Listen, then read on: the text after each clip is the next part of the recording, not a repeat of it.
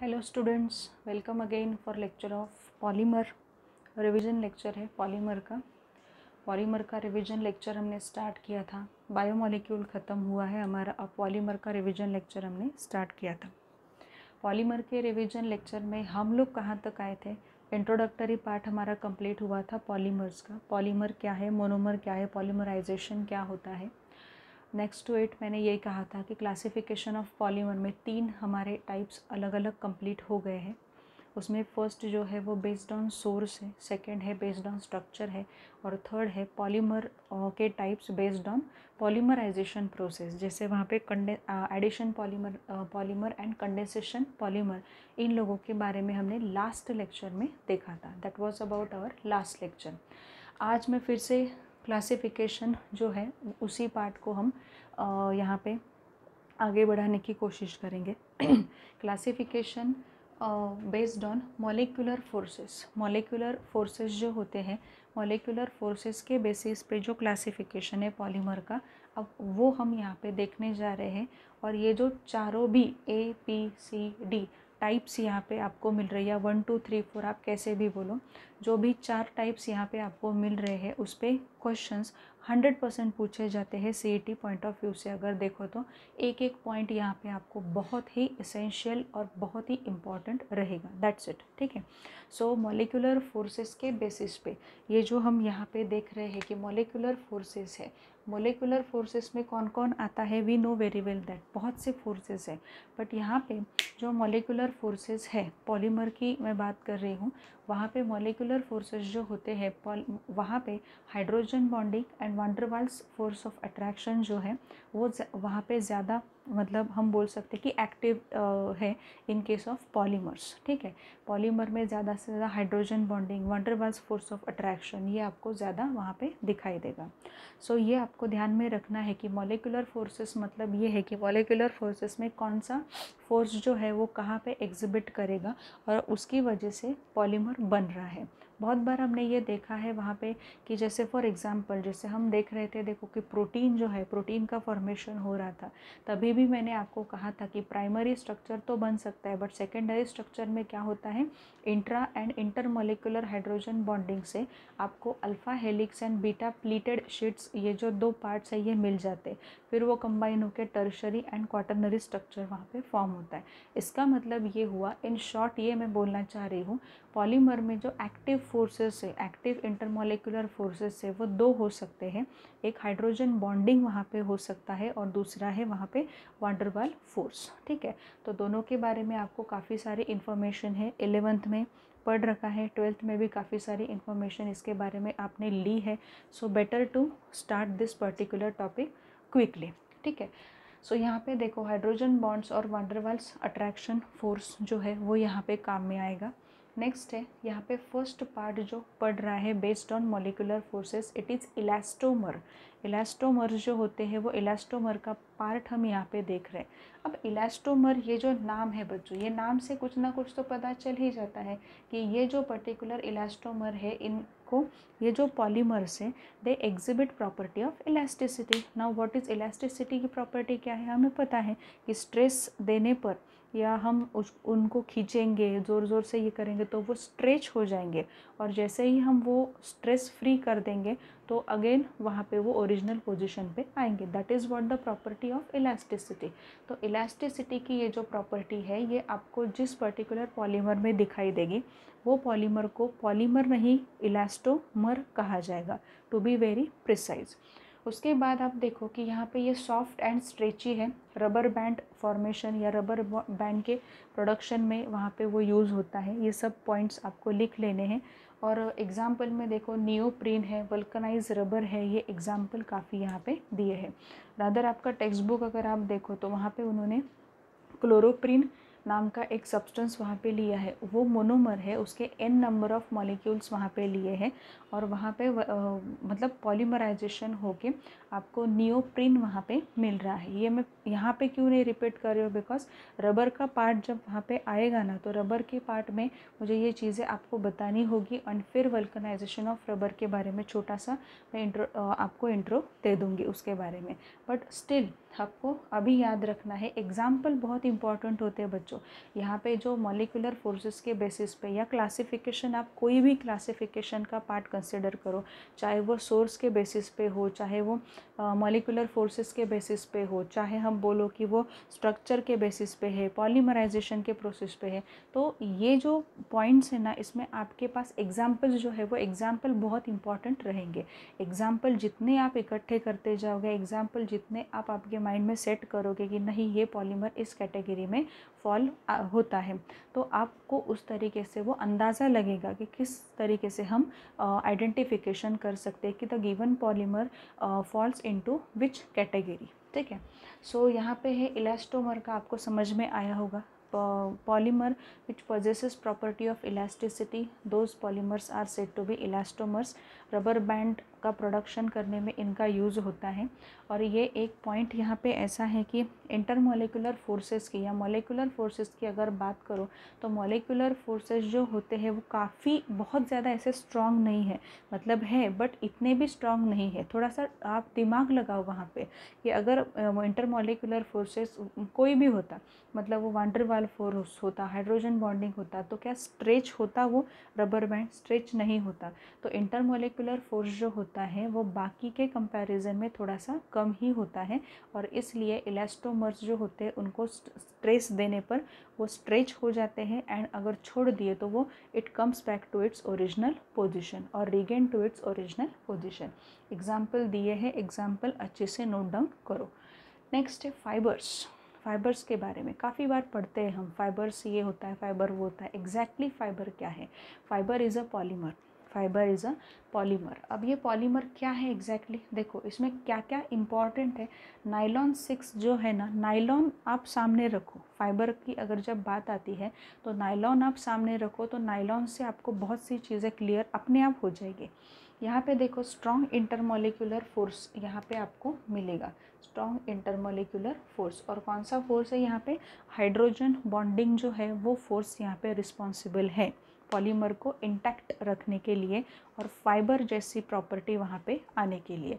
तो ये जो फाइबर्स है इसमें स्ट्रॉन्ग इंटरमोलिकुलर फोर्स होता है, इसमें इतना स्ट्रॉन्ग इंटरमोलिकुलर फोर्स नहीं है। याद रखो, ये पॉइंट लिखा नहीं है मैंने, but you have to remember that, you have to apply certain logic कि व्हेन अ पॉलीमर, हम बोल रहे हैं कि when a polymer has a property of elasticity, does it have a strong intermolecular force of attraction? No, certainly not.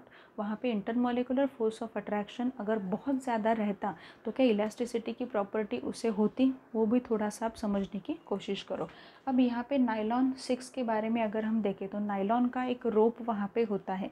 Climbing ropes वगैरह जो होते हैं बच्चों, वो अगर आपने देखे हैं, उनको खींचने की कोशिश अगर की है, टूटने वाले नहीं है वो। इसका मतलब क्या है?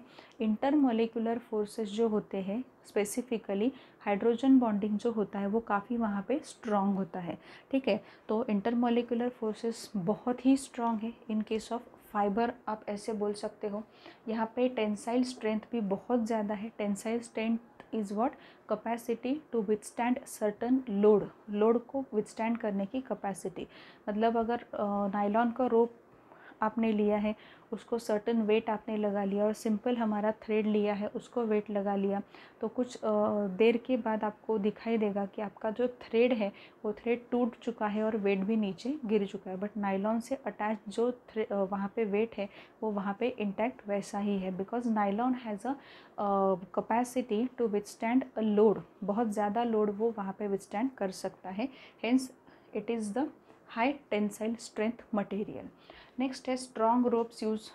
स्ट्रॉन्ग रोप्स जो है वो बनाने के लिए, मतलब क्लाइंबिंग रोप्स हो, या आप ये बोल सकते हो कि काफ़ी बार कहीं बहुत सारे पर्पस के लिए नायलॉन के रोप्स हम यूज़ करते हैं। वो रोप्स जो है वो प्रिपेयर करने के लिए वहाँ पे इस पर्टिकुलर फाइबर मटेरियल का यूज़ होता है। टेक्सटाइल इंडस्ट्री जो है, टेक्सटाइल इंडस्ट्रीज़ में भी यहाँ पे नायलॉन का ये जो फाइबर है इनका यूज़ होता है। स्पेसिफिक एग्जांपल अगर देना है तो नायलॉन 6 का एग्जांपल है, इसके बारे में मैं थोड़ा सा बोलना चाहूँगी। नायलॉन 6 को अगर आप टेक्स्ट बुक लेके बैठे हो, होपफुली मैं बार बार ये चीज़ बता रही हूँ कि टेक्स्ट बुक लेके वहाँ पे बैठो। नायलॉन 6 जो है वो नायलॉन 6 कौन से मोनोमेरिक यूनिट से प्रिपेयर हो रहा है? Epsilon caprolactam. याद रखो, बहुत इंपॉर्टेंट है। इप्सिलॉन कैप्रोलैक्टम करके एक यूनिट है, उससे आपका नाइलॉन 6 वहाँ पे फॉर्म हो रहा है। इप्सिलॉन कैप्रोलैक्टम में आपको दिखाई देगा CO और NH वहाँ पे प्रेजेंट है। मतलब आपको ये समझ में आना चाहिए कि नाइलॉन फाइबर में हाइड्रोजन बॉन्डिंग क्यों हो रही है, CO ग्रुप भी है वहाँ पे और NH ग्रुप भी है, अमाइड लिंकेज है वहाँ पे, तो हाइड्रोजन बॉन्डिंग तो काफ़ी वहाँ पे स्ट्रॉन्ग रहेगी। इसलिए फाइबर्स जो होते हैं वो फाइबर्स में क्या आपको दिखाई देगा, फाइबर्स में बहुत ज़्यादा strong intermolecular force of attraction है। स्पेसिफिकली नाइलॉन की केस अगर आप देखो तो नाइलॉन के केस में हाइड्रोजन बॉन्डिंग आपको मिलेगी। और ये क्वेश्चन भी काफ़ी इंपॉर्टेंट है कि नाइलॉन 6 जो है उसका प्रिपरेशन करने के लिए, नाइलॉन 6 क्या है, it is a polymer, fibre है वो, ठीक है। तो नाइलॉन 6 का प्रिपरेशन करने के लिए कौन सा मोनोमेरिक यूनिट हम यूज़ करते हैं, तो कौन सा मोनोमेरिक यूनिट यूज़ हुआ है, इप्सिलॉन कैप्रोलैक्टम। इप्सिलॉन कैप्रोलैक्टम में CO एंड NH दोनों भी ग्रुप से, मतलब अमाइड लिंक वहाँ पे फॉर्म हो रही है, तो हाइड्रोजन बॉन्डिंग के चांसेस बहुत है। इसलिए फाइबर्स जो होते हैं उनमें strong intermolecular force of attraction है, ऐसे हम बोल सकते हैं when you compare it with the elastomer, ठीक है। नेक्स्ट देखो थर्मोप्लास्टिक पॉलीमर्स। अब thermoplastic polymer and thermosetting polymer, ये जो वर्ड है ना, ये वर्ड आपने 8-9 स्टैंडर्ड में सुना है, पढ़ रखा है। वहाँ पे जो CBSE के बच्चे हैं उनको तो बहुत अच्छे से समझ में आएगा, या SSC वालों को भी बहुत अच्छे से समझ में आएगा वहाँ पे कि आपको प्लास्टिक्स जो होते हैं उसके बारे में कुछ स्टडी था लोअर स्टैंडर्ड्स में। तो वो जो स्टडी था उसमें आपने प्लास्टिक क्या है और थर्मोसेटिंग प्लास्टिक क्या है इसके बारे में आपने सुना है।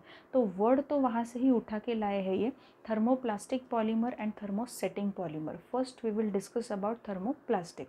अब थर्मोप्लास्टिक पॉलीमर जो है कि सबसे पहले तो आप ये चीज़ को याद रखो कि इंटरमोलिकुलर फोर्सेस की अगर बात आती है या प्रॉपर्टीज़ की अगर बात आती है तो properties of thermoplastic polymer they are in between elastomer and fibre. इसका मतलब क्या है, इंटरमोलिकुलर फोर्सेस जो होते हैं वो इतने भी वीक नहीं है इलास्टोमर जैसे, या इतने भी स्ट्रॉन्ग नहीं है फाइबर जैसे। Got it. मतलब थर्मोप्लास्टिक पॉलीमर की अगर आप बात करो तो आपको इंटरमोलिकुलर फोर्सेस को ना एक्सप्लेन करना आना चाहिए, प्रॉपर्टीज़ जो है उनको एक्सप्लेन करना आना चाहिए। इलास्टोमर में बहुत ही कम इंटरमोलिकुलर फोर्सेस दिखाई देते हैं, वेरस फाइबर जो होते हैं उसमें स्ट्रॉन्ग इंटरमोलिकुलर फोर्स है, अदर हाइड्रोजन बॉन्डिंग है। तो इनके बीच में प्रॉपर्टी फॉल होती है थर्मोप्लास्टिक पॉलीमर की, ठीक है। सो नेक्स्ट देखो, properties are in between elastomers and fibre, ये याद रखना पड़ेगा, बहुत इंपॉर्टेंट पॉइंट है ये। नेक्स्ट है on heating it becomes soft and on cooling makes it hard again. बहुत ही सिंपल है कि अगर आप उसको हीट करते हो तो हीट करने के बाद वो सॉफ्ट हो जाता है, और अगर वहाँ पे वो कूल हो गया तो कूल होने के बाद वो तुरंत हार्ड बन जाता है। ये प्रॉपर्टी ही बहुत इंपॉर्टेंट है, इसकी वजह से थर्मोप्लास्टिक पॉलीमर्स जो होते हैं उनको रीयूज़ हम कर सकते हैं, उनको रिसाइक्लेबल मटेरियल की कैटेगरी में डाला जाता है। हमेशा ये याद रखो, रीमोल्डेड या रिसाइक्लेबल की कैटेगरी में डाला जाता है। सिंपल से पॉइंट्स होते हैं कि जो वहाँ पे स्क्रैप वेंडर वहाँ पे आता है, ठीक है, तो स्क्रैप वेंडर भी क्या करता है, प्लास्टिक की चीज़ें उठा के लेके जाता है। कहाँ पे उठा के लेके जाएगा, वो मटेरियल वो जो होगा वो मेल्ट किया जाएगा, मेल्ट करने के बाद उसी से ही कुछ नया वाला प्लास्टिक का मटेरियल वो क्या करेगा, बनाने की कोशिश करेगा। That's it. ये क्यों हो रहा है, because thermoplastic polymer has a capacity to become soft on heating and cool again on and hard again on cooling. ये काफ़ी इम्पॉर्टेंट प्रॉपर्टी है, ठीक है। सो थर्मोप्लास्टिक पॉलीमर जो होते हैं वो दोनों कैटेगरी से आपको मिल सकते हैं, वो लीनियर या तो फिर ब्रांच्ड पॉलीमर की कैटेगरी में होते हैं। मतलब लीनियर पॉलीमर भी वो हो सकता है या ब्रांच पॉलीमर भी हो सकता है, बट उसमें प्रॉपर्टी क्या होगी, हीट करने के बाद वो वहाँ पे सॉफ्ट होगा और कूल करने के बाद वो तुरंत वहाँ पे हार्ड हो जाएगा। That's it. ये प्रॉपर्टी की वजह से thermoplastic polymers they are remouldable and recyclable material. Reuse उनका बहुत अच्छे से हम कर सकते हैं, रीयूज़ नहीं बोल सकते, तो रीमोल्ड और रिसाइक्लेबल मटेरियल वो है। नेक्स्ट है फोर्थ वाला जो काफ़ी इम्पॉर्टेंट है यहाँ पे, थर्मोसेटिंग पॉलीमर। अब थर्मोसेटिंग पॉलीमर का मैंने यहाँ पे लिखा है थर्मोसेटिंग पॉलीमर, ठीक है, मतलब वो हीट देने के बाद वहाँ पे मेल्ट नहीं होने वाले, ठीक है, हीट देने के बाद वो मेल्ट नहीं होने वाले, तो रीमोल्ड करने का, रिसाइकल करने का चांस ही नहीं है।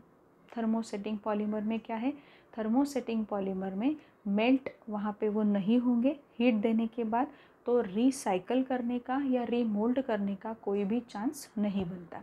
और एक पॉइंट यहाँ पे इम्पॉर्टेंट है, थर्मोसेटिंग पॉलीमर्स जो होते हैं they all are generally cross linked polymer. वो क्या होते हैं, क्रॉस लिंक्ड पॉलीमर होते हैं। बहुत ही इंपॉर्टेंट है, बिकॉज जैसे हम थर्मोप्लास्टिक की बात कर रहे थे तो थर्मोप्लास्टिक में सिर्फ आपको लीनियर और ब्रांच पॉलीमर जो है वही मिले थे, बट जब आप बात कर रहे हो थर्मोसेटिंग पॉलीमर की, तो थर्मोसेटिंग पॉलीमर में आपको क्या मिलता है, वहाँ पे क्रॉस लिंक पॉलीमर्स ही वहाँ पे मिलते हैं। तो बेकेलाइट है वहाँ पे, बेकेलाइट का बहुत अच्छा एग्जाम्पल यहाँ पे है, बेकेलाइट का फॉर्मेशन हम लोग देखने वाले हैं।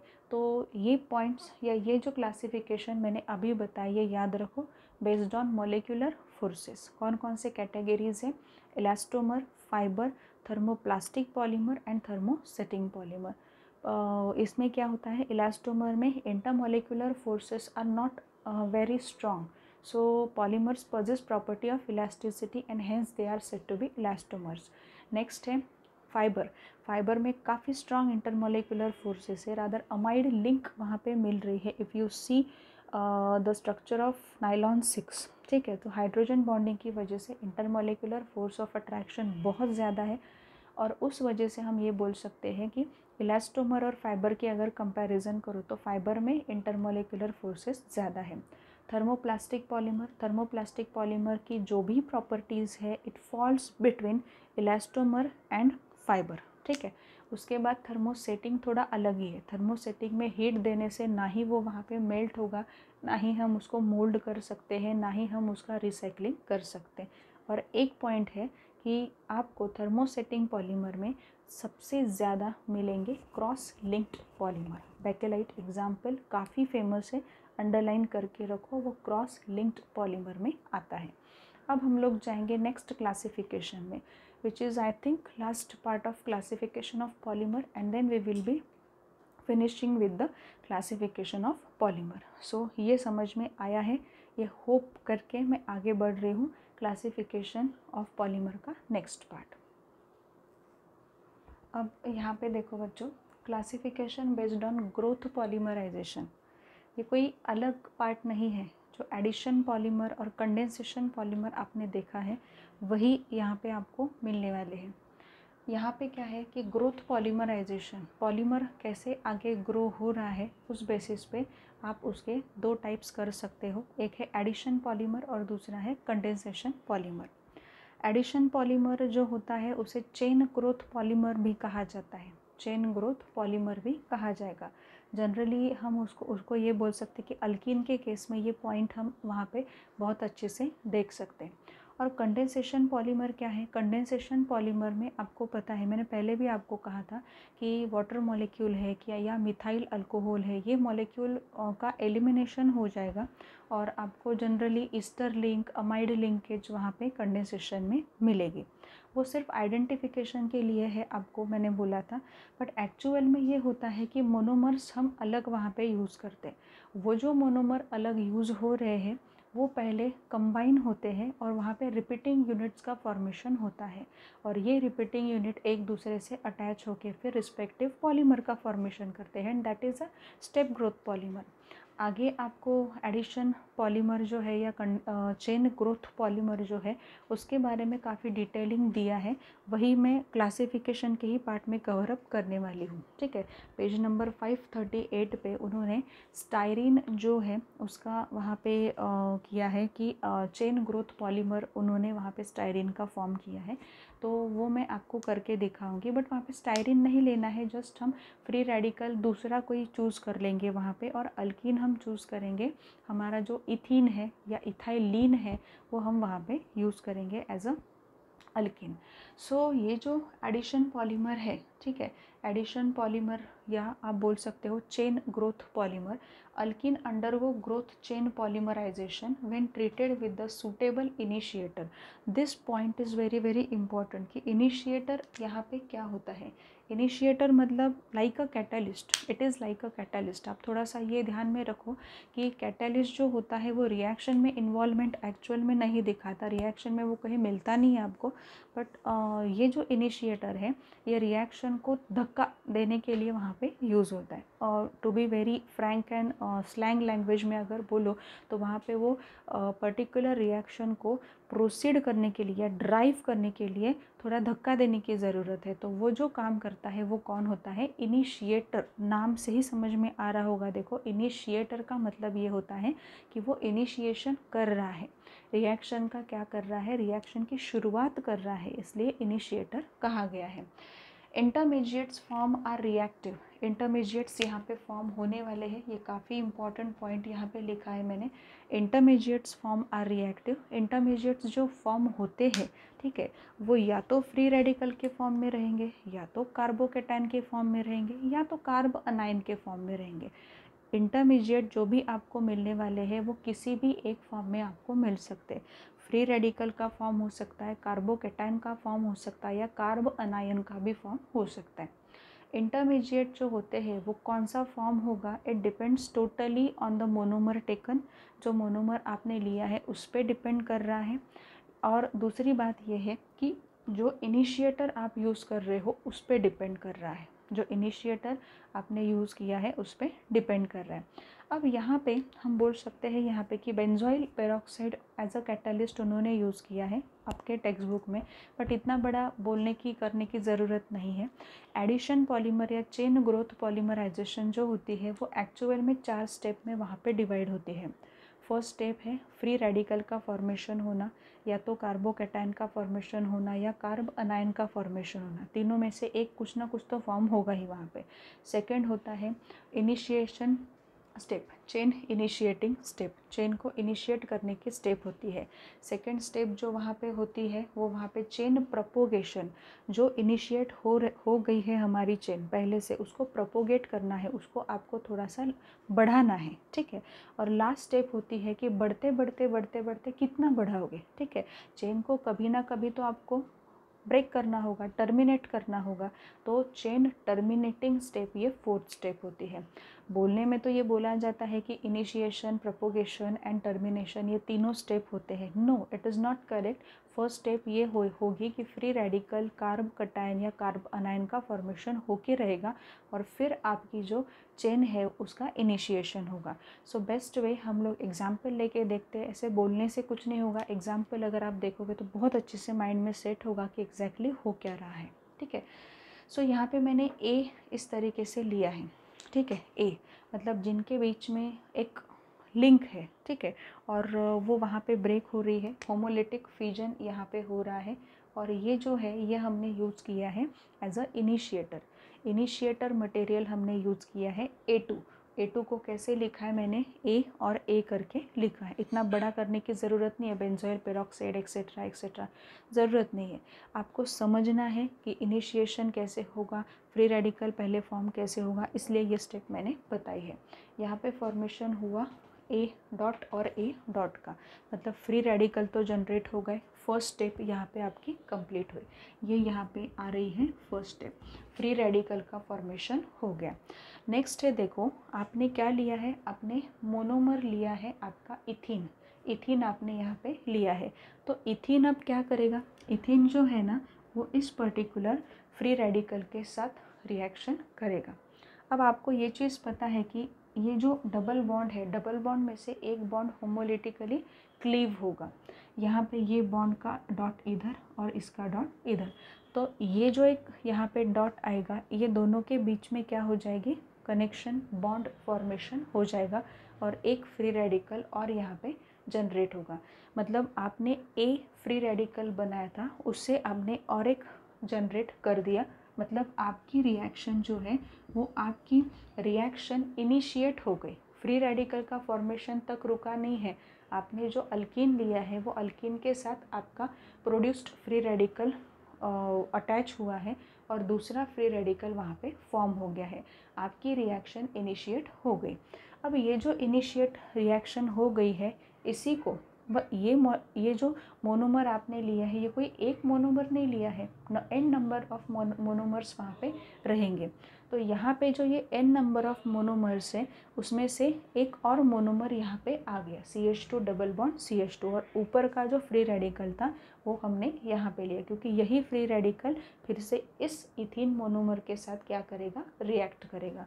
सो देखो आप वही है, यहाँ पे फ्री रेडिकल है, फिर से ये इस तरीके से टूटेगा, यहाँ पे डॉट आ जाएगा, तो ये एक इलेक्ट्रॉन और ये एक इलेक्ट्रॉन मिलके बॉन्ड बनाएंगे जो यहाँ पे दिखाया है, और यहाँ पे CH2 डॉट। ये आपकी जो भी स्टेप है ये प्रोपोगेशन की स्टेप है। ये कौन सी स्टेप है बच्चों, प्रोपोगेशन की स्टेप।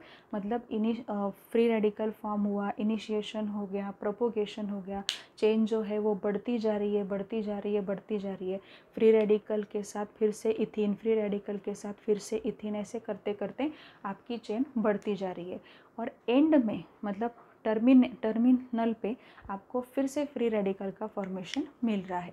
तो अब ये कहीं ना कहीं तो रोकना पड़ेगा, टर्मिनेट करना पड़ेगा इस चीज़ को। टर्मिनेट हम कैसे कर सकते हैं, देखो ये पॉइंट्स बहुत इंपॉर्टेंट रहते हैं कि चेन टर्मिनेटिंग स्टेप जो होती है, मतलब ऐसे कितने बनेंगे आप खुद सोचो, ऐसे कितने बनेंगे और कितने वहाँ पे हम क्या करते जाएंगे, प्रोड्यूस करते जाएंगे, ठीक है।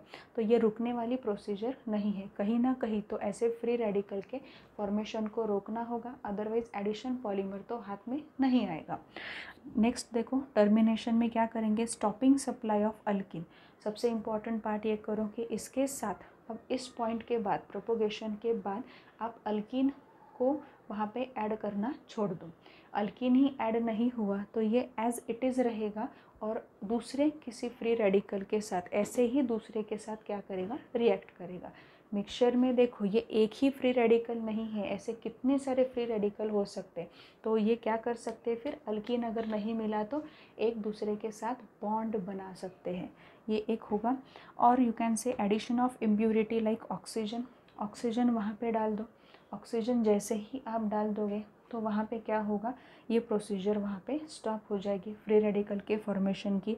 या तो फिर ये इम्पॉर्टेंट बहुत होता है और ये काफ़ी बार अप्लाई होता है, कपलिंग ऑफ टू चेन्स मतलब ऐसी एक चेन फॉर्म हुई है, यहाँ पे आपकी दूसरी चेन यहाँ पे फॉर्म हो गई होगी, तीसरी चेन वहाँ पे है, ऐसे ही कपल कर दो वो जो है, मतलब यहाँ पे फ्री रेडिकल का फॉर्मेशन है और यहाँ भी फ्री रेडिकल का फॉर्मेशन है, तो इन दोनों को एंड्स को क्या करो, अटैच करो। तो क्या हो गया, ऐसे कर करके आप कपलिंग कर करके क्या कर सकते हो, वो पर्टिकुलर स्टेप को टर्मिनेट कर सकते हो, ये वो स्टेप को क्या कर सकते हो, टर्मिनेट कर सकते हो। And this is one of the important and best way of terminating the chain, ठीक है। सो ये हुआ एडिशन पॉलीमर के बारे में। कंडेंसेशन का मैंने पहले भी कहा है, स्टेप ग्रोथ पॉलीमर है, स्टेप्स वहाँ पे अप्लाई होते हैं, स्टेप ग्रोथ पॉलीमर ही कहा जाता है, वो कोई चेन ग्रोथ नहीं है, स्टेप ग्रोथ पॉलीमर है। वहाँ पे जो मोनोमर हम यूज़ करते हैं वो मोनोमर डिफरेंट होते हैं, इसलिए वो मोनोमर जब कंबाइन होते हैं तो पहले कुछ मॉलिक्यूल का एलिमिनेशन हो जाता है।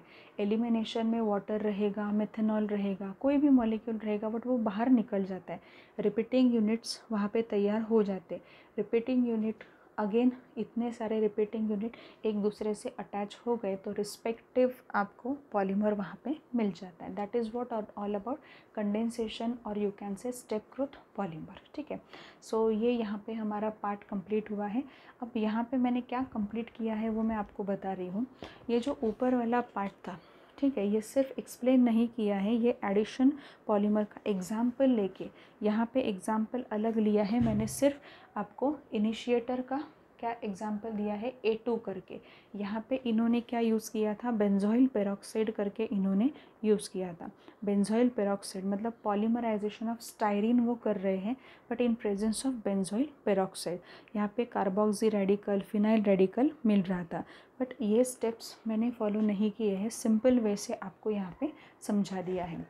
तो ये जो पॉइंट्स है, पॉइंट बहुत इम्पॉर्टेंट है यहाँ पे, जो भी और जितने भी पॉइंट्स मैंने अभी तक कहे हैं आपको, पॉइंट्स बहुत ही इम्पॉर्टेंट रहेंगे।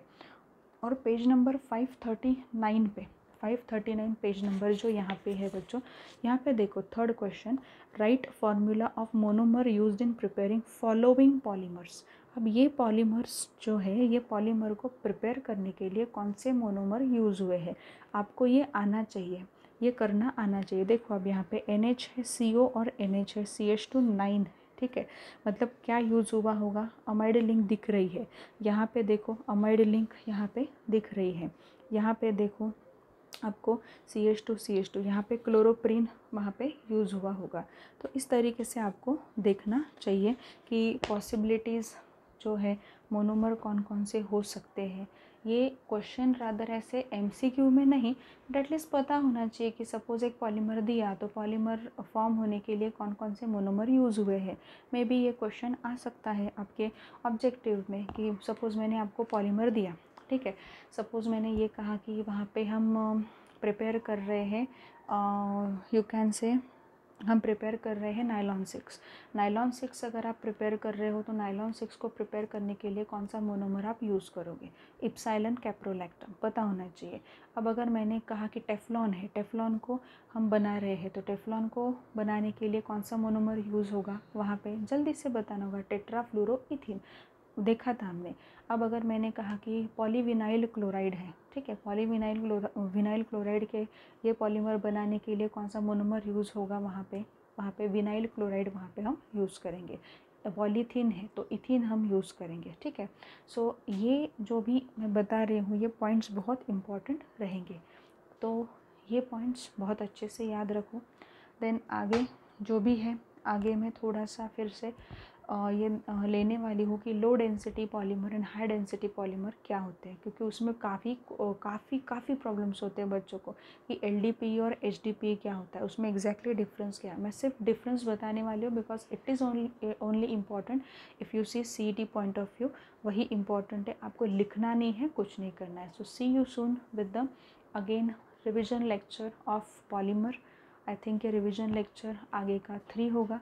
बायोमोलिक्यूल के क्वेश्चन आपने सॉल्व कर लिए होंगे, आपको आंसर की वहाँ पे मिल जाएगी, आंसर की चेक करना, उसमें अगर ऐसे कुछ क्वेश्चंस मिल जाए कि जो ठीक है मतलब कुछ थोड़े डिफ़िकल्ट लग रहे हैं, बट वो क्वेश्चन हो सकता है कि CET में आपको नहीं आएंगे, बट तभी भी मैंने दिए हैं, तो एक बार वो देख लेना, एक बार आंसर्स जो है वो क्रॉस चेक करके आंसर माइंड में रखो, अब उस पर नया सीखने की ज़रूरत नहीं होगी, ठीक है। So thank you very much.